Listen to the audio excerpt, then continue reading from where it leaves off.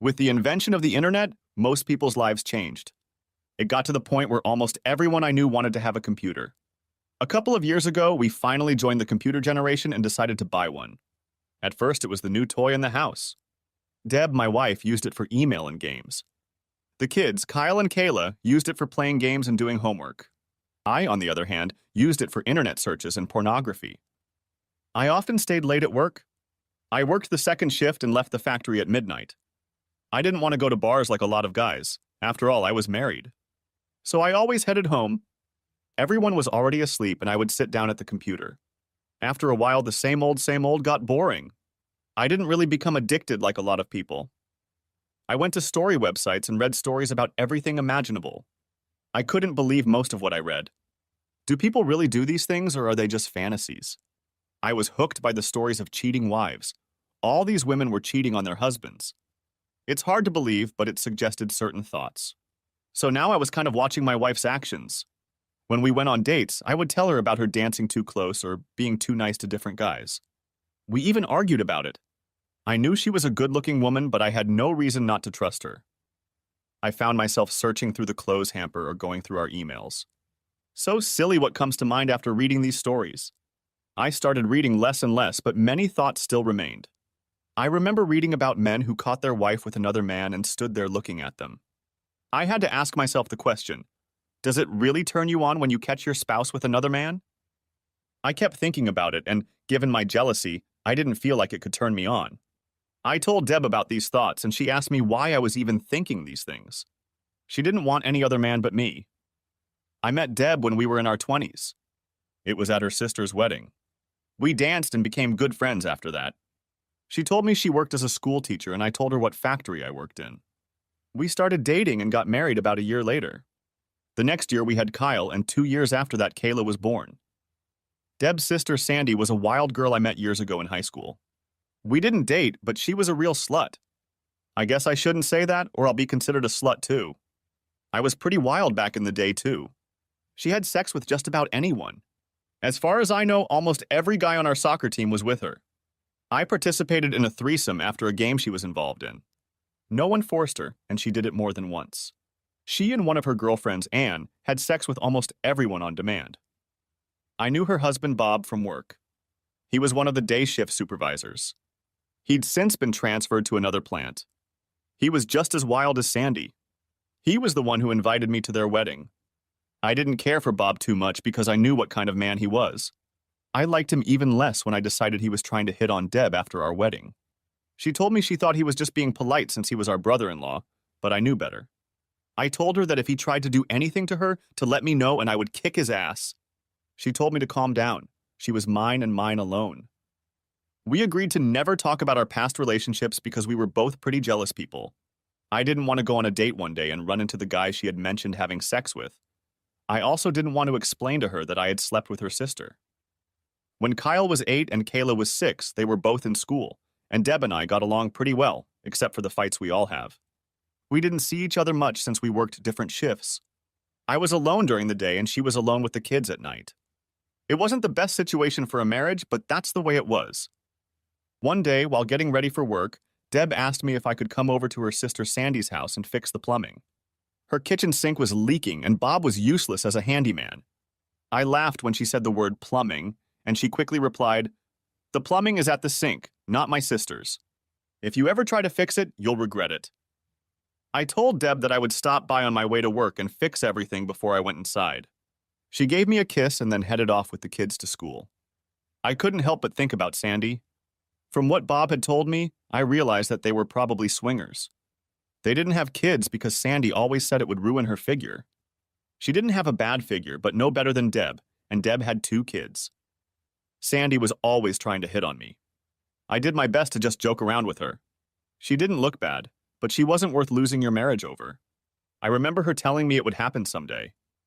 Sandy was a part-time cashier at a local grocery store. It was her day off, and she knew I was coming to fix the plumbing. When I arrived, she was wearing a sexy bathrobe. She offered me a cup of coffee and we talked for a few minutes before she showed me the sink. I realized it was just clogged when I removed everything from under the sink to unclog the siphon. Her husband could probably fix it. He probably didn't even try.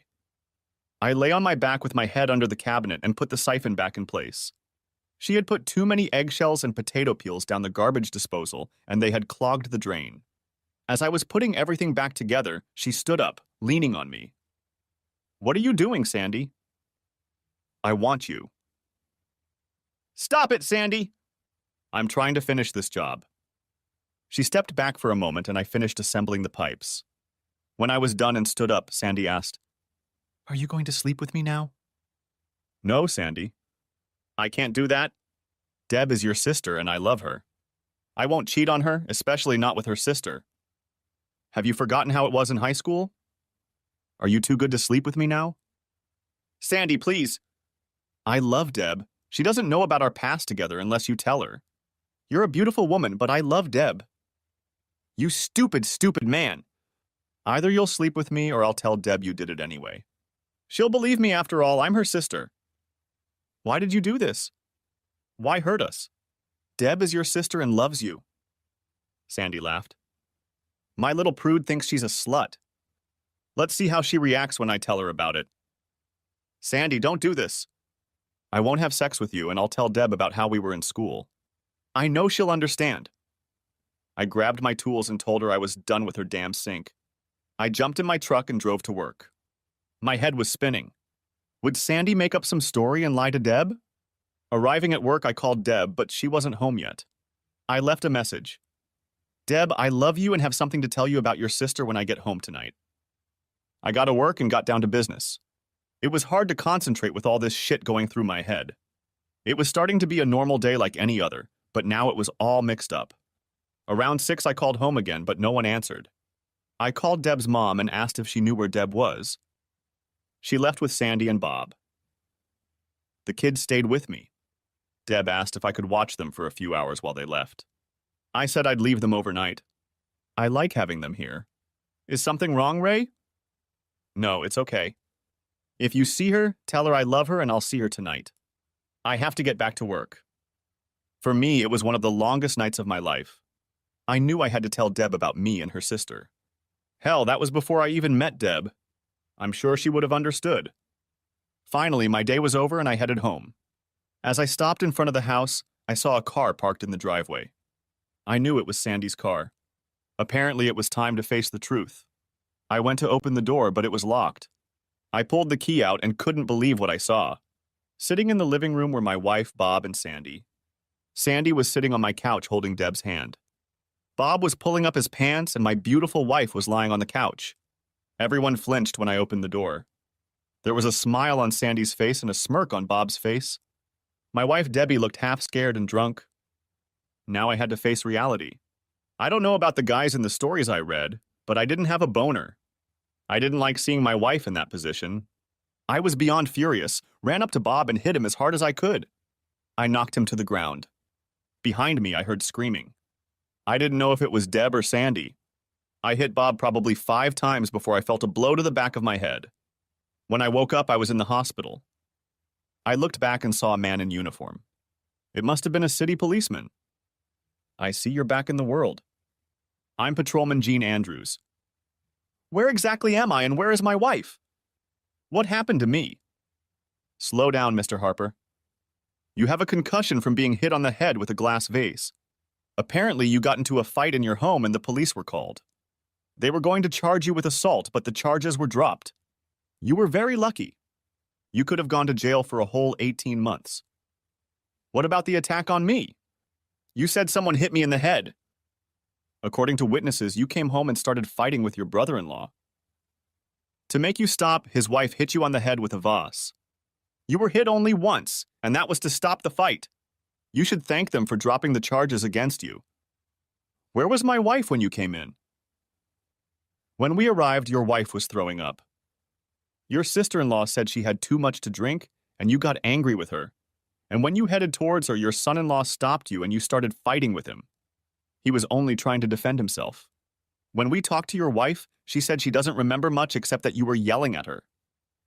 If the charges are dropped, why are you here?"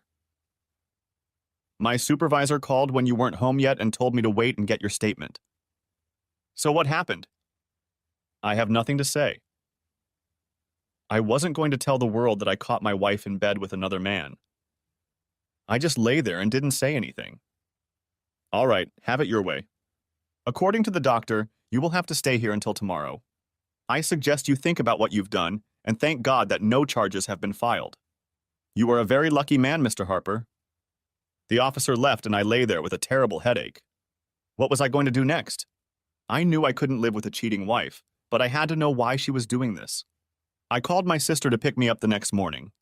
I had no way to get home and I didn't want Debbie picking me up. While I was waiting for Amy, my sister, to arrive, the phone rang. It was Deb. Do you want me to come and get you? We need to talk now that we're even. Even? What the hell are you talking about? You slept with Bob and you're saying we're even. Amy's coming to get me. I just want to pick up a few of my things and I'm leaving. What do you mean leave? I was just getting even with you for what you did, Deb replied. I'm not going to talk about it over the phone. Amy and I will come get my stuff and we'll talk then. I hung up the phone and waited for Amy. She showed up a few minutes later and we headed toward my house. I asked Amy to wait in the car. I knew she liked Deb, and I didn't want her to be in the middle of anything.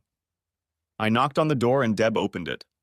I asked where the kids were and she said they were still at her mom's. I spoke first. Did you get my message? Yes, and Sandy told me how you forced her to have sex.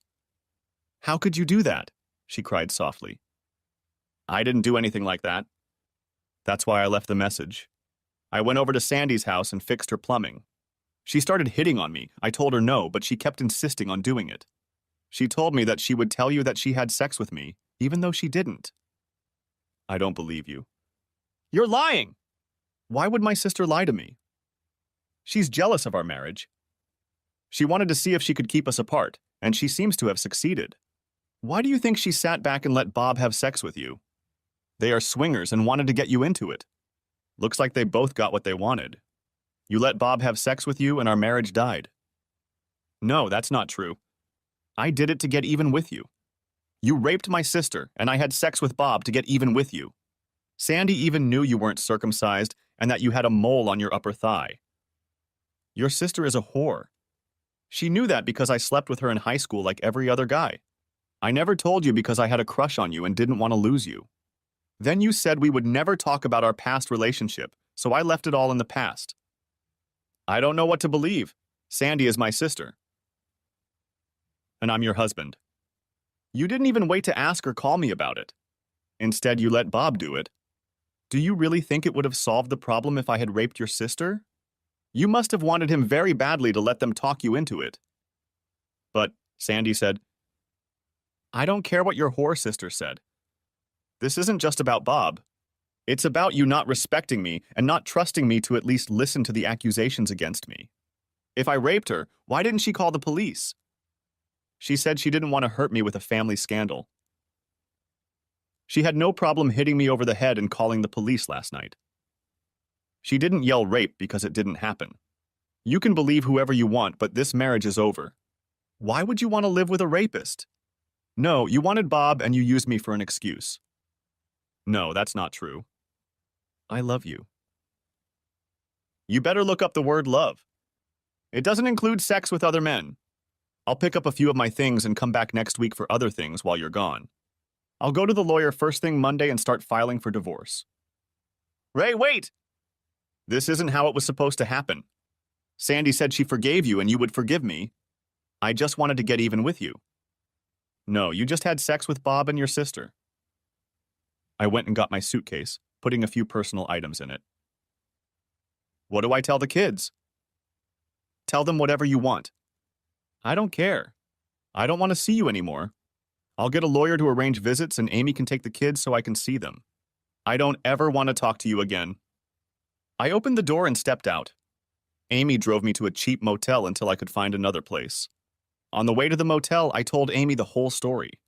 She was my sister and best friend. She knew I was telling the truth. I knew she would help watch Deb and the kids. Weeks went by and it was very hard for me. I worked overtime as I had more expenses to pay. I found a cheap guest house that I rented by the week. I ate mostly at a bar or a corner diner. I met with a lawyer and, since I had no proof, simply asked for our marriage to be dissolved. He told me that Debbie didn't want it, but would agree to anything I wanted. Everything was pretty much split 50-50. We rented a house and she just took over the payments. Our savings were split in half, and she had to give me half the value of our stuff. I had to pay child support, which didn't bother me at all. I love my children and miss them terribly. The problem was that I also missed Debbie, but I knew it was over between us. I went to every school function I could so I wouldn't interfere with work. Both of our children had birthdays, and I went to them as long as I didn't have to be around Debbie's family. I made polite conversation with Deb, but whenever she wanted to talk about us, I left. I saw my kids every weekend and occasionally during the week, depending on my work schedule. Deb probably called me almost every day up until the divorce. If she wanted to talk about the kids or household chores, I listened. When she wanted to talk about us, I hung up. One day I stopped by my sister's house for dinner and played with the kids. Amy told me that Sandy was still sticking to her story about me forcing her to have sex. She told me that Deb was torn between what Sandy said and what I said. I tried to explain to Amy that I had no proof, and neither did Sandy. It was just my word against hers, and Debbie believed her. That was what hurt the most. One afternoon when I was at my house, the phone rang. It was the school. They told me that Kyle wasn't feeling well and asked if I could pick him up. Of course I agreed and went to pick him up. He had a cold and was coughing. Debbie taught middle school, and I called her to let her know I was picking up Kyle. She said she would be home as soon as she could. I took Kyle home, put him on the bed, and took his temperature. He had a slight fever, but nothing serious. About an hour later, Deb came home with Kyle. She quickly went in to see how Kyle was doing. As she went in to see him, the phone rang. I wasn't thinking when I answered the phone out of habit. It was Sandy. "What are you doing there?" she asked. "Well, if it isn't a liar. Kyle was sick and I brought him home. Don't worry, you ruined the marriage." I reached down and hit the record button on the answering machine. It was the kind that recorded both sides of the conversation. "Is he all right?" "Why do you care? You separated his parents. Why do you care about him? Look, Ray, this just got out of hand. You knew we were swingers and Bob wanted a taste of my little sister. If you had had sex with me like I asked you to, it never would have gotten out of hand. But no, you came home and started fighting. You told Deb I raped you. And then you made Bob rape Deb. What kind of damn sister are you?" Bob never raped her. She gave herself to him willingly. Hell, she'd probably go along with it again if Bob tried. She was drunk and you put all that shit in her head and then stood by while your husband did her. The problem is, Ray, you can't prove it. I told you from the beginning that she'd believe me over you, and now you know. If you need to get laid, call me. Tell Deb to call me later. I hope my nephew is feeling better. She hung up and I turned off the recorder. Debbie asked who had called, and I told her, "Your wonderful angel is a sister who will never lie to you." What did she want? I recorded her message and she said to call her back. Well, I'll see you in court Thursday. I guess we can call it a day of freedom. Don't forget to listen to the message, I said as I headed to my truck. After about 5 minutes, my cell phone started ringing again and again. It must have called me about 10 times before I got home. When I got home, my cell phone kept ringing. Finally, I picked up the phone. "Ray, I'm sorry. I'm so sorry. Please forgive me. I just talked to Sandy and she told me the truth about not being raped." "That's good to hear, but it doesn't change anything in my mind. You slept with Bob and didn't even give me a chance to explain. After I told you the truth, you still chose your sister's story, thinking I was a rapist. I want to tell you one thing. I loved you and probably always will, but I also hate you for what you did to our family and for the distrust you harbored for me." On Thursday, I took 2 days off work. I went to my attorney's office and signed my name to the divorce petition. I wanted to leave before Deb arrived. I was extremely depressed as I headed to the neighborhood bar. I was already setting up my drinks when I looked over and saw Bob walk in. He didn't notice me as I walked up to him and gave him a cold punch. When he went down, I hit him again and again. I got up and started kicking him until he was a mass lying on the floor. I bent over to kick him again when 3 guys pulled me away from him. I remember saying, "I hope you die in hell," and I kept kicking him until I was dragged away from him. The police officers threw me down on the floor, handcuffed me, and took me to the patrol car. This time I was taken to prison. I was allowed to make 1 phone call, so I called my sister Amy. I told her about what I had done and that she didn't have to post bail. It would be too expensive and I was going to serve my time. She cried when I hung up the phone. Debbie came to the prison to see me, but I refused to see her. It took almost 2 months before my case went to court. I was charged with assault and I pleaded guilty. I was given 2 years minus time served. I asked Amy to take my few belongings and store them in the basement. She told me that Debbie was feeling very ill and wanted to see me. I told her I didn't want to see her. I know you don't want to hear this, but Deb really loves you. Her family is furious about what Sandy said about you. And there's something else you should know. Debbie never showed up to sign the divorce decree, so you're going to jail a married man. I went to prison, and it's not a place you want to live. It was like a different world. I got into fights all the time. I had to prove myself to almost every group. I wasn't anybody's scapegoat. My cellmate was a life inmate named Killer. I think he came home one day, saw his wife having fun with another man, and destroyed them both. According to the documents, Keeler stabbed them about 80 times. He was hard to recognize. The year before, he had killed another inmate after he started fighting with him. I tried to hold on as long as possible, but the other prisoners constantly questioned me. In the first 2 months, I was taken to the infirmary twice because of cuts. Fights happened almost daily. I must have paid my tribute because after that I wasn't bothered as much. What's more, Killer even started talking to me. On Visitor's Day, I decided to go see my visitor. I thought it would be Amy or my father, but it was Debbie. "What are you doing here?" I asked. She looked so sweet and beautiful. I wanted to hug her, but I was playing Angry Ray. "Ray, I love you and I've made a lot of mistakes. I brought you some pictures from the kids. They miss you very much, and so do I." Tears streamed down her face. "Look, I have a different life now. Just take care of my kids and tell them I love them." She handed me some baby pictures. They were their last school pictures, and they looked so cute. "Ray, I didn't sign the divorce papers." "I will wait for you. I don't care how long it takes. I made a terrible, terrible mistake, but I know we can get through it if you still love me." I didn't know what to say. Of course, I felt that I still loved her. I just hated what she had done, and the fact that she didn't believe me. I got up and walked back to my cell. I left her by the window and didn't look back. I was working in the kitchen and overheard a conversation about a guy going after Killer for killing his friend. They were going to try to corner him in the dining room the next night. There was no one I could tell about it without being a snitch. I decided to tell Killer. It would make me part of his group. I didn't want to be part of any group, but I couldn't let this man die the next day. Killer wasn't sure whether to believe me. I told him to believe what he wanted to believe. I didn't say anything to the guards, but to him, I guess I was taking a risk. The killer looked me in the eye. He said you can tell a lot about a person by looking into their eyes. He told me to stay away from him the next day. He would control the situation so that no one would know that I had told him about it. I couldn't believe what he had done. He put 2 thin hardcover books under his shirt, covering his kidneys with them. Behind him at another table sat 3 of his group. When the prisoner came up behind him and straddled Keeler's chest, he plunged the knife into his kidneys, but of course hit the book. Knives were usually pretty blunt. They pierced the skin but didn't go through the book. Killer's friends grabbed the prisoner and started beating him until the guards came to the table.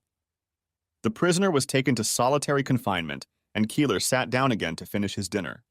I cannot believe that he remained calm during the whole ordeal. After that day, Keeler talked to me on a fairly regular basis. When we talked in the cell, he was a completely different person than he was outside the cell. Outside the cell, he was as tough as could be. Everyone knew he was the leader of his group. He asked me about Debbie and the children. He told me that he had 3 grown children, but of course they never came to see him since he had killed their mother. He said that his youngest daughter, Angie, was on his side. She knew that her mother was the cause of the family problems. She wrote to him regularly, but he forbade her to come and visit. He didn't want other inmates to see her and possibly endanger her. I could tell he really loved his daughter. He smiled when he told me she was a lawyer. I told him my whole pathetic story about how Sandy had set me up and also set Debbie up. "Do you still love her?" Keeler asked me. "Yes, I think so, but at the same time I hate what she did to our family." "Does she still love you?"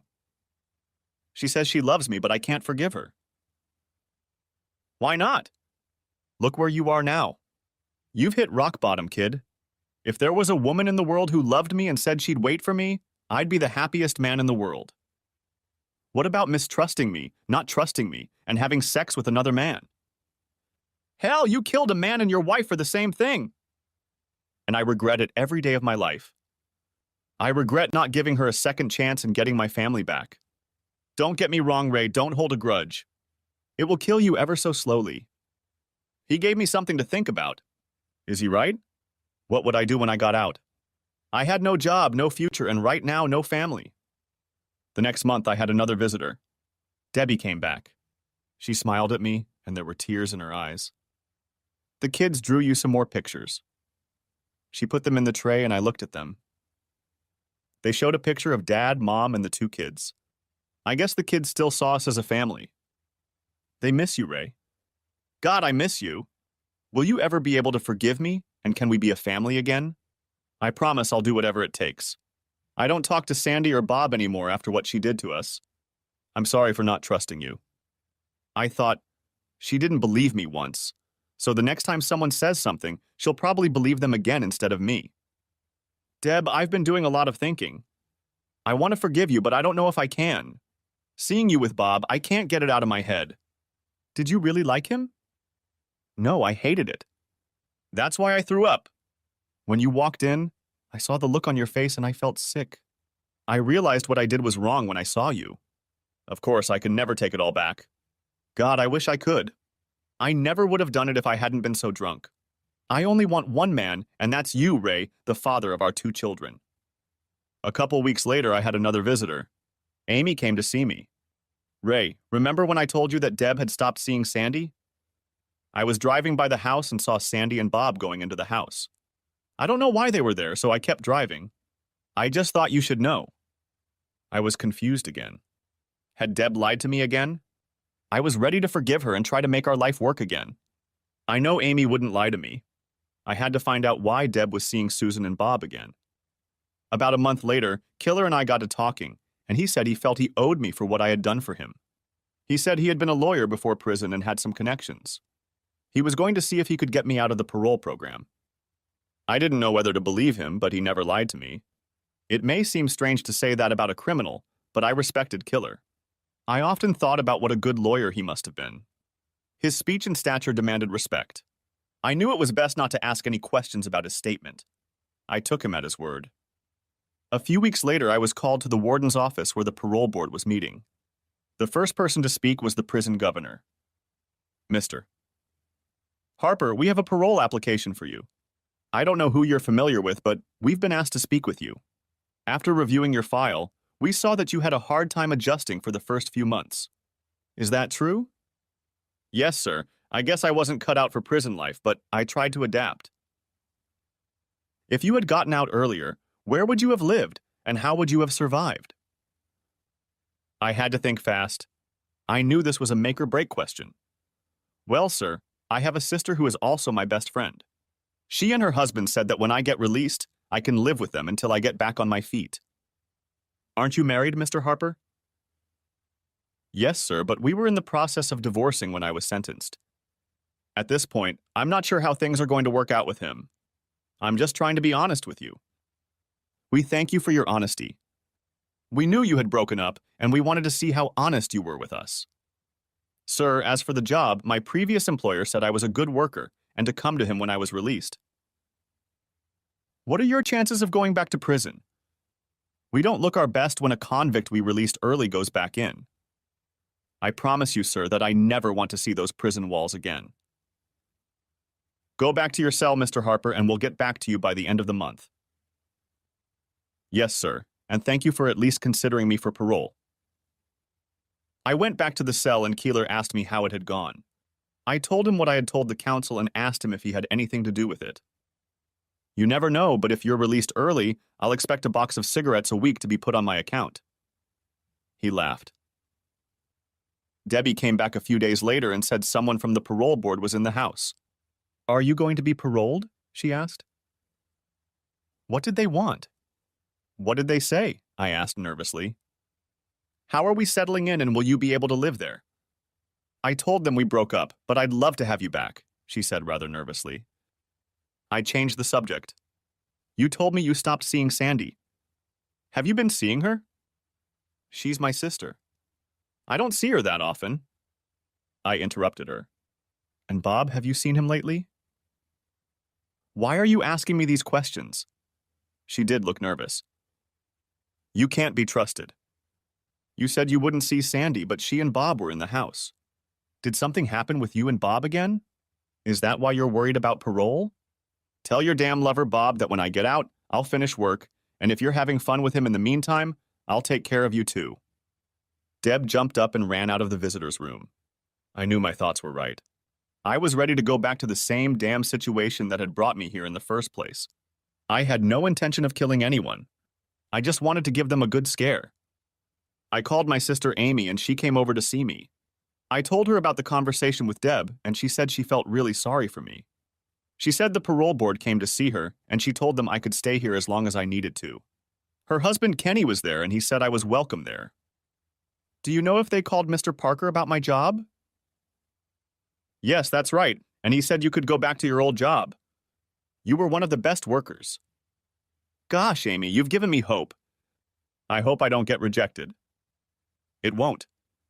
They told me that since you have a place to live and a job, you'll probably be released at the first of the month. She began to cry. Amy was right. I got a call saying I would be released next week. I was given the name of the lawyer who would be handling my case. I was to report to the agency first thing after my release. I didn't understand why I had to meet with an attorney and not a parole officer. I was told that the law firm was the one that arranged my release. They were supposed to meet with me, fill out my forms, explain my parole situation, and then send me to a parole officer. I thanked Killer and he reminded me about the cigarettes. I told him they were coming. Honestly, I don't know if he had anything to do with my parole, but it was worth a box of cigarettes a week just to be free. When I went outside the gate, my sister Amy was standing there crying. I hugged her and gave her a brotherly kiss. Welcome back, brother. I walked into Amy's house and her husband greeted me. I realized that I was very welcome there. Of course, I asked about Debbie, and Amy told me after talking to her in jail that she had contacted a lawyer and signed the papers to finalize the dissolution of the marriage. It seems my thoughts about Deb were correct, but now I was a free man. I knew I had to go to Deb's house and make an appointment to see the kids. I called first to make sure she was home. I didn't want any big surprises and to end up back in jail. I tried to explain to her that I wasn't coming over to cause trouble. We could even talk on the porch. I just wanted to make arrangements to see the kids on a regular basis. She agreed to see me but said she would call the police if I started making a disturbance. When I pulled up to the house, my children ran up to me screaming, "Daddy, Daddy, you're back!" I grabbed them and hugged them. God, I missed them so much. I talked to them for a few minutes and told them to ride their bikes and my mom and I would sit on the porch and watch them. What do you want, Ray? You've made it clear that we're never going to be a family again. We're moving on with our lives. Debbie, these are my children too, and I want them to be a part of my life. I was ready to forgive you, but you lied to me again. You just had to go back to Bob and Sandy. I know what kind of people they are and who they socialize with. Ray, you were in prison and I was lonely. Don't mess with my head! I know you slept together. I don't care who you're having fun with. Shove goddamn Bob up your ass if you haven't already. I'm here to tell you that if I find out that my children are subjected to this perverted lifestyle, I will do everything in my power to take them away from you. Do you understand? This is not just an empty threat. My children mean a lot to me, and I want them to have a good life. Ray, I would never do anything to hurt my children. Already. You ruined our family because of damned Bob. I'm going to make sure my kids stay away from people like that. Tomorrow I will meet with my new lawyer and find out what my rights are. I don't trust or believe you anymore. You showed me your true colors. I left you, but we have 2 children and I will make sure they grow up in a good environment. I promise you, Ray, I won't get sucked into that lifestyle. Yes, I've tried it. I admit it, but it's not for me or my kids. You'll see. I've changed. I don't trust you, and remember, actions speak louder than words. My kids came over and I talked to them about school and what they were doing. I told them that I was living at Aunt Amy's, but that I would soon find an apartment closer and spend more time with them. I kissed and hugged them goodbye and headed back to Amy's. The next morning I went to the law firm that represented me. Going there felt strange. I hadn't even talked to the lawyer who had gotten me parole. I went to the receptionist and pulled out the card I had been given by the parole board. May I speak to Mr. AJ? Brady, please? I have an appointment. I'm Ray Harper. The receptionist smiled at me. A miss. Brady will see you shortly. Please have a seat, Mr. Harper. I asked myself if she said, Miss Brady. The card said, AJ.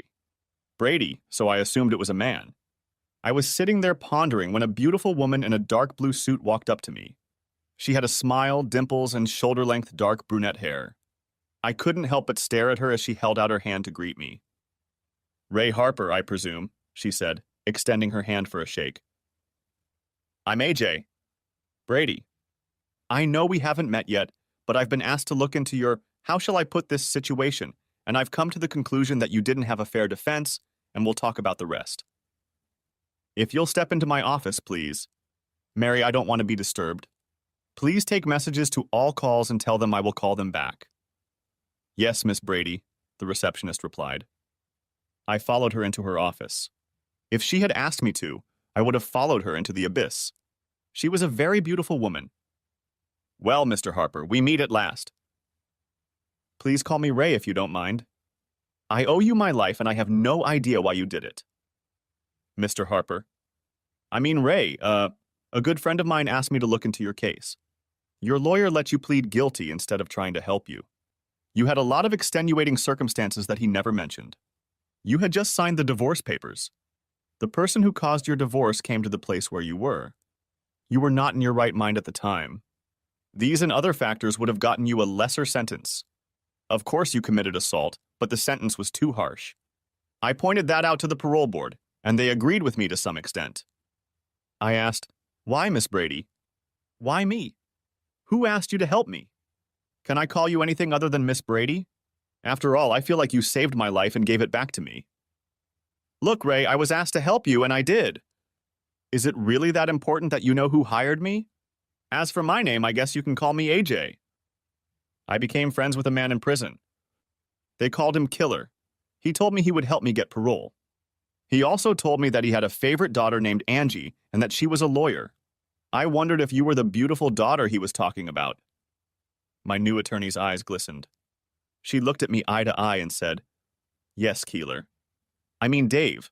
My father's name is Dave, and he asked me to handle your case. He's never asked me to do that before, so he must have really liked you. I was surprised when he asked, but for my father's sake, I'd do anything. AJ, can I call you Angie? I know we just met, and you're my lawyer, but you're too pretty for me to call you AJ, and I definitely don't want to call you Miss Brady. What does AJ's even mean? Angelina Juanita Brady is my name. Now you know why I chose AJ. Listen, Ray, there are a few things we need to discuss. Would you have lunch with me? I asked. Ray, I don't meet with clients. It's not a date, it's lunch. I have to go to work in a couple hours and I need to eat. If you don't want to call it a date, you can pay for it and call it a business meeting. You do take clients to lunch sometimes, don't you? Angie smiled and big dimples appeared on her face. No wonder Daddy liked you. Yes, I take clients to lunch and eat. Now I'll tell Mary we're leaving and then we can go out to lunch. I watched her get up. She was a very pleasant-looking woman. She had looks and character that you don't often find in a lawyer. We went to lunch and went into a very nice, quiet restaurant. After ordering lunch, she told me about meeting my parole officer. She said he was a pretty decent person, but I would have to follow the rules and stay out of trouble. I was to meet with him twice a month for a few months and then once a month for the rest of the year. Angie, you know everything about me. Will you tell me something about yourself?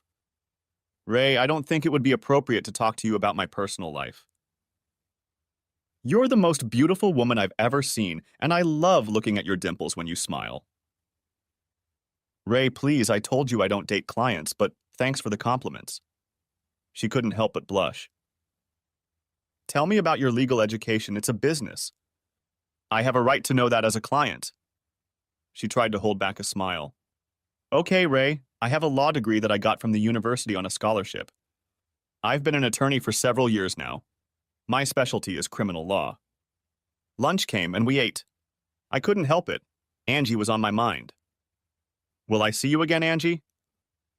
You'll actually have to come back next week to fill out the paperwork you get from your parole officer.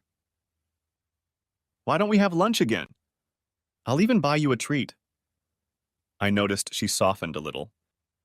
Okay, but this lunch is just to discuss business. She couldn't help but smile. After lunch, we went back to the office. When she held out her hand to say goodbye, I held it in both of my hands for a few seconds. I wondered what she was thinking. I hoped she didn't think I was some kind of freak. We said goodbye, and I told her I was already looking forward to lunch next week. Her secretary took one look at her and smiled. I guess clients don't see their attorneys that often. But then again, most attorneys weren't like Angie. I went back to work, and it was really great. In no time at all, I got my work done. I guess it's like riding a bike. You just get on and start riding.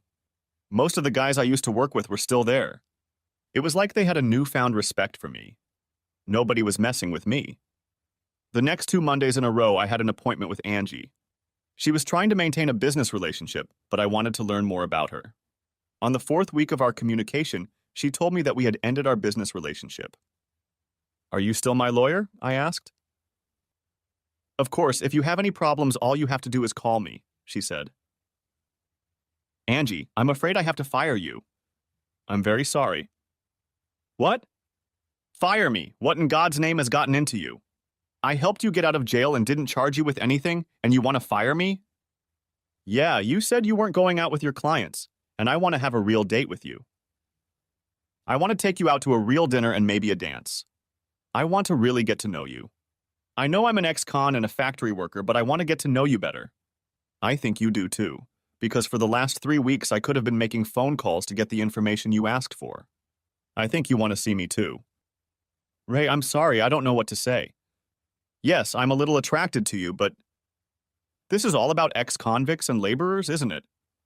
You don't think we should be together? No, that's not it at all. You're my client, I'm your lawyer. What will people think? Who cares? Just come with me once. If you don't like it, you'll know not to go again. Follow your heart, come with me Saturday night. Look, I know I just got out of jail and I've been locked up for a while. I don't know where this is going, but I want to give it a chance.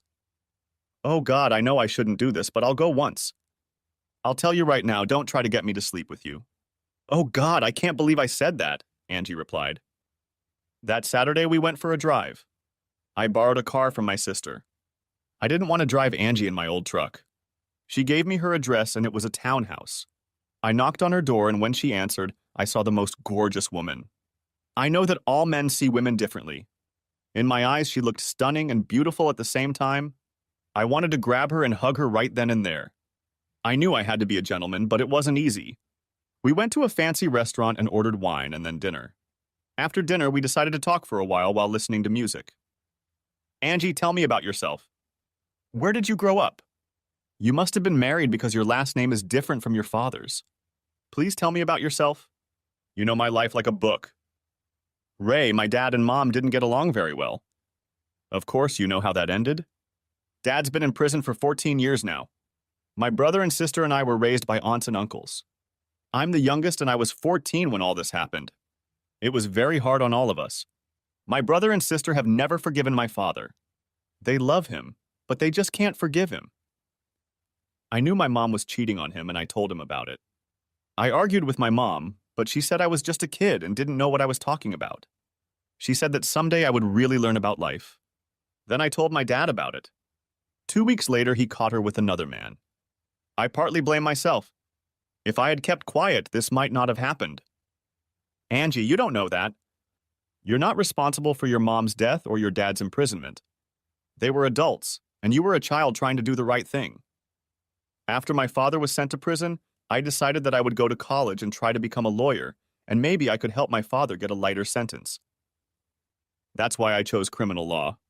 Of course, there wasn't much room for maneuvering in my father's case. He was a brilliant lawyer himself and told me he was proud of me, but there wasn't much I could do to help him. Have you been married before, or is it none of my business? I asked Angie. Both. I wasn't married long, and it's none of your business. She smiled at me when she said that. Ray, can we talk about this some other time? I don't want to ruin this evening. I'm having a good time with you. Would you like to dance? I have 2 left feet, but this will give me a chance to hug you. We stood up and I had the band play a few slow numbers in a row. I took Angie in my arms and we twirled into a dance. I held her close to me and breathed in the scent of her hair. Ray, you should know that I don't go on dates very often. Because of the people I socialize with, I have a pretty big distrust of men. I'm just trying to be honest with you. If my dad hadn't sent you to me, I probably wouldn't be here today. I'll send your father an extra pack of cigarettes. Angie, you're the nicest thing that's ever come my way. I'll do anything to make you trust me. If I step out of line, just tell me and I'll back off. When I took her home that night, I kissed her at the door. After that, she just stared at me. She leaned forward and kissed me again. Can I come in, Angie? No, Ray, too soon, not today. Will we see you again, say, next Saturday? That might be possible. Call me Thursday. I came home a very happy man. We met the following Saturday and the one after that. She told me more about herself. Ray, I want you to know more about me if we're going to keep dating. I'm not going to hide anything from you. I'm not cut out for this. Like I told you before, I've been married before. It was my freshman year of college. My boyfriend and I decided we loved each other, and of course we made love. I got pregnant and we decided to get married. We went to a justice of the peace and he married us. Soon we both realized that our marriage had failed. We were too young. I had a miscarriage. My husband and I talked it over, realized we had made a mistake, and divorced. I kept the last name Brady because my father said I had to do it to distance me from his last name, Miller. Of course, that was my maiden name. I was so pleased that she finally confided in me. She asked me about my kids and I told her they wanted to meet her. I mentioned that I had told them about her and my daughter kept asking to meet her. Angie, would you like to meet my sister and my 2 kids? We're having a family barbecue and you're invited. It's next week, Saturday. I knew it would be a huge step for us if she agreed to come. Meeting my family was the first step in us becoming closer. She looked anywhere but at me. I knew she realized this was a big step. She took a very deep breath and looked into my eyes. Then she leaned forward and kissed me. It was the first time she had ever kissed me like that. Pulling away, she took another deep breath. Okay, Ray, count me in. What can I get you? I had no idea what women did at parties like this. I told her that I would ask Amy to call her. When I told Amy about Angie coming to the family party, the number of family members who were going to attend increased. They all wanted to meet the new woman in my life. My mom and dad showed up, as well as several cousins, aunts, and uncles. Angie said she would make potato salad. I remember Amy telling me how sweet Angie's voice sounded when she called her. I think she was hoping something would happen between us. I knew it was. I stopped by Deb's house every weekend to pick up my kids. I would drop them off at Amy's or we would go somewhere. They were fun to be with. I asked them about their mother, but always tried to do it politely. Kyle told me that their mom was dating a man. This worried me at first, but then Kayla told me that it was a school teacher. His name was Pat. He taught health classes and was the soccer coach. I asked Deb about him and she said, I told you I was trying to turn my life around. Pat is a good guy. His wife died of leukemia 2 years ago. He moved here to start over. He has a 15-year-old daughter, and Kyle and Kayla like her. I want to tell you one thing, Deb. Your lies and cheating have ruined our relationship. If you care about this man, treat him right and above all, be honest with him. Don't mess things up the way you did between us. Pat loves our children and treats them well. He knows about you and realizes that you are their father. I hope everything works out for us. I hope I haven't ruined it for you and all the women. You're a good man, Ray, and I know you'll find the right woman. I'm just sorry I caused you so much pain. I said goodbye and drove home. I found a small apartment about a mile from the house where Deb and the kids live. I found a 2-bedroom apartment so the kids would have a place to stay when they were with me. I still stop by Amy's a couple times a week, usually to eat, but I like to visit them too. When the day of the barbecue came, I was on edge. I stood outside and waited for Angie to show up. I was greatly relieved when her car pulled up. She smiled at me and held out a bowl. Potato salad, and you better eat some, she smiled at me. She looked beautiful. I don't think she could look bad in my eyes. I felt so good when I was around her. I knew I had fallen in love with her, even though we never did more than kiss. Some things you just know. I just hoped she had some feelings for me too. I introduced her to everyone as my good friend. When I introduced her to Mom and Dad, she smiled and hugged each of them. Dad said right in front of her, "Don't miss her, Ray. We already love her and we don't even know her." Angie looked at me and smiled. I took that as positive feedback. When I introduced her to Amy, they both looked at me. "Ray, I never told you, but I met your sister when I was interviewing people for your parole." "I didn't tell you because the subject never came up until now. I never imagined we would become friends. I told you I would never lie to you. That's why I'm telling you this now. Amy and I hadn't spoken since parole until she called me about the potato salad. Is there anyone else you've talked to that I should know about?" "Yes, Deb, your ex-wife Sue, and of course Bob. I talked to your boss at work to make sure you would have a job. With the people who witnessed the bar fight, and of course the police who arrested you. I did all of this as your attorney. I never imagined I'd fall in love with you. After all, we'd never met. I'm sorry I didn't tell you about all of this, but I really shouldn't have told you about all of this. You were my client, and I needed to find out the truth before I could be behind you. If you want me to leave, please tell me and I'll leave." "Leave? Leave? You just said you were in love with me, and that's all I heard." I grabbed her and kissed her, then hugged her and introduced her to the rest of the family. I told Angie I'd be back in a few minutes. I had to pick up the kids. They were dying to meet her. When I got back, Kayla came over and introduced herself to Angie. "Hi, I'm Kayla. Are you Daddy's girlfriend? You're really pretty, just like Daddy said." "Hi, Kayla.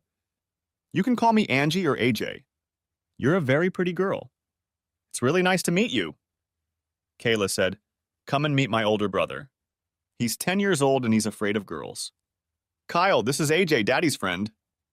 I saw Kyle shaking Angie's hand. She knelt down to talk to the kids on their level. I could tell by the way the three of them were talking that they were going to become friends. I walked over and joined them. "We like her, Daddy. She's so pretty and sweet," Kyle told me, who was not known for being talkative. Again, Angie just looked at me and smiled. The barbecue was great. Toward the end of the evening, I was talking to Angie when Kyle and Kayla came up to us. "Dad, remember how you said we were going to go to the amusement park in 2 weeks? Can Angie come with us? Then when Kayla and I go on the rides, you'll have someone to talk to." I tried to explain to Kyle that questions like that should be asked in private. Maybe Angie had other plans, or maybe she didn't like amusement parks. He looked at Angie and apologized to her. "Sorry, Angie, I didn't realize you didn't like amusement parks." Angie started laughing. She knelt down and said to Kyle, "Honey, what your daddy means is that you should ask him those kinds of questions in private, not me. As for amusement parks, I love them and would love to go there if it's okay with your daddy. Maybe you and I can ride the roller coaster together." Needless to say, we all went to the amusement park and the kids rode everything they could get their hands on. Angie kept her promise to Kyle and rode the roller coaster with him. She also rode the Ferris wheel with Kyle.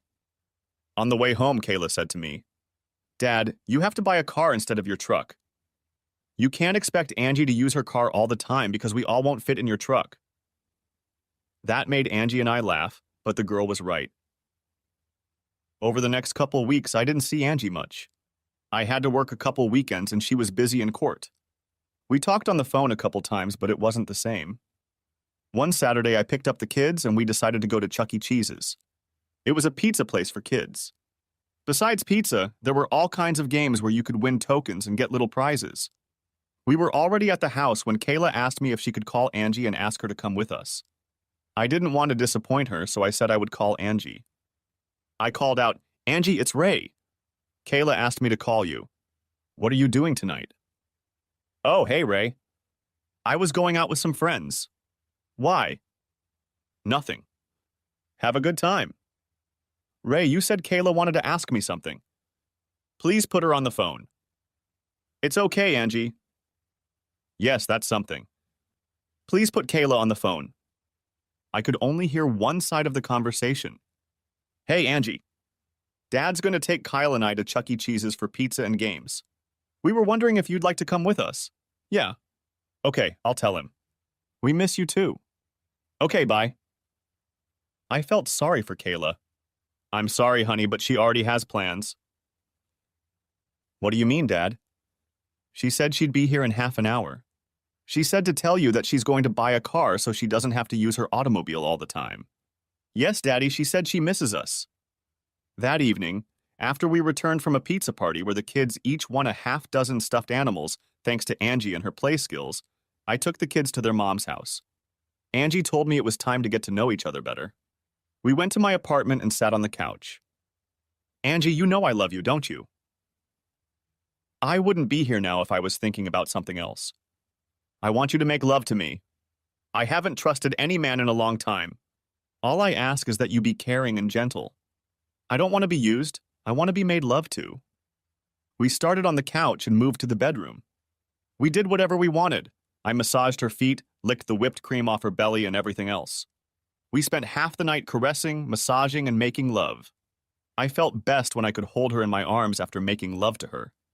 It felt so good to cuddle and hold her against me. It had been so long since I had done that. She ended up staying out all night.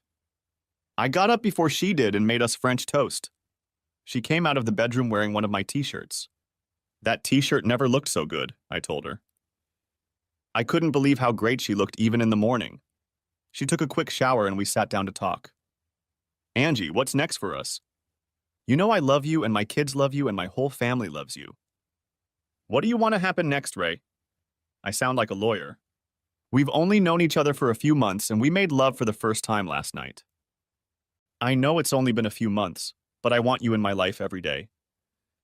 If we haven't made love enough, we can go back to the bedroom and spend all day there. Angie smiled at that remark.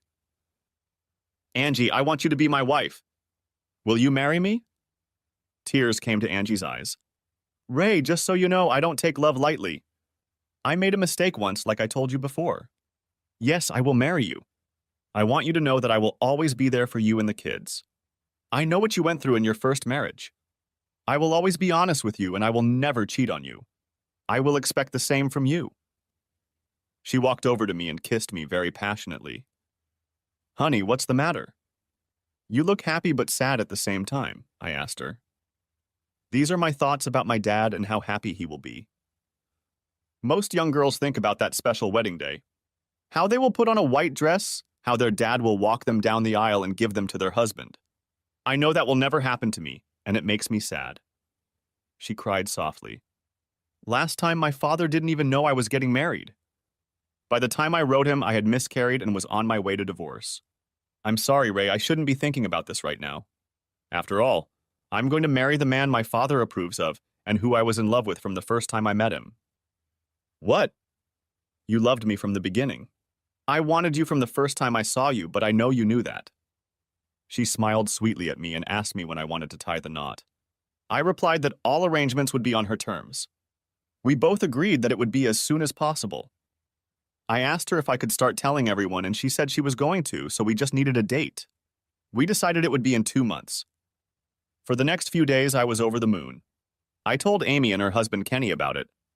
They were both very happy for us. I needed to tell the kids. I called their house and had them both hooked up to the console so I could tell them at the same time. They both yelled how happy they were and how much they liked Angie. I told them it would happen in a couple months, but I wanted them to be one of the first people I told. I walked into Angie's office and Mary, her secretary, congratulated me. She told me that Angie had already told everyone and invited everyone to the wedding reception. She called Angie and told me to come in. Angie was already waiting for me. When I walked in, Angie was crying quietly. What's the matter, Angie? I called the prison, spoke to the warden, and asked him if my dad could get a day's leave to attend our wedding. He told me that my dad is not allowed to leave the prison under any circumstances. His life sentence means just that. He told me it was out of his hands and there was nothing he could do. I'm so sorry, Angie. I know your father's presence means a lot to you. It's getting worse, Ray. Dad's cancer, although it was in remission, is now back. He has 3 to 6 months to live. She started to cry and I pulled her to my chest. I thought, why, Lord? Why did you do this to her? She was a good person and I was really hurting for her. Angie, I've been buying your father cigarettes since I was released. It was a deal I made with him. I'm sorry. It's not your fault. Dad doesn't smoke anymore. He uses the packs of cigarettes people send him to barter with other inmates. You didn't contribute to his cancer. I had an idea. but I didn't want to tell Angie about it and take away her hope. I kissed her goodbye and told her I'd see her the next day. I canceled work the next day and went to the prison to see Keeler and the warden. When Keeler saw me, he smiled. "You take good care of my little girl, Ray. All I ask is that you make her happy. She deserves so much better in life than what she's gotten." I explained my idea to Keeler, and at first he said no, but finally he agreed if I could persuade the warden. Then I told him I would see him later. I had an appointment with the warden. The warden greeted me. "Well, Ray, I see you're keeping your cool and getting married. I'm sorry about Keeler, but he's a life prisoner and we can't let him out for his daughter's wedding." "Warden, are you in full control of the prison and can make most decisions about the facilities?" "What's your point, Ray?" "Can we get married on the hotel grounds? We can use the chapel and Keeler can walk his daughter down the aisle." "You and Keeler's daughter want to get married here? In prison just to have her father around? Is that what you're asking?" "Yes, sir. She hasn't seen her father in over 14 years, and he is dying, as you know. All we ask is to use the chapel to get married. I know that prisoners have been married here before." "Okay, Ray, I'll set it up from this side. It doesn't have to be a big celebration. You can only invite 3 outsiders to the prison besides yourself and your fiancée. I'll let Keeler invite a few of his fellow inmates. You will have to use the services of a prison attendant." I thanked the warden and headed back to Keeler. "Dave," Keeler laughed when I called him by name. The warden agreed with my idea. "I'm going back to tell Angie." "Thanks, Dave. I know it means a lot to our girl." Dave smiled at me. "Ray, write down the number I'm going to give you." I wrote it down for Angie. "When you go to the bank, tell Angie to get her birth certificate. The account is in her maiden name." I wrote down the information and told Dave that I was sorry for his illness. "Just take care of my little girl, that's all I ask," Dave replied. I went back to Angie's office. She saw the smile on my face and asked what was wrong. "You don't mind getting married in prison?" I asked. "What? What are you talking about, Ray?" I told her about my conversation with the warden and that her father would be allowed to walk her down the aisle. She started crying big, happy tears. "God, I love you, Ray." I told her about the safety deposit box and we went to see what was in it. "I'm Angelina Juanita Miller, and I'd like to see my safety deposit box." Angie gave him her number, and he looked at her birth certificate. He walked us over to the safe deposit box, opened it, and left the room. The first thing we noticed was a note from her father. "Dear Angie, if you're opening this box, it means you're either getting married or I've already passed away. I hope it's the former. In the little box is your mother's engagement ring. I know everyone wondered where it went, but I put it here for safekeeping. I want you to have it and wear it with pride. Your mother had her faults, but she loved you, and I know she would want you to have her wedding ring. There are also bonds here totaling over $15,000 that will help pay for your wedding.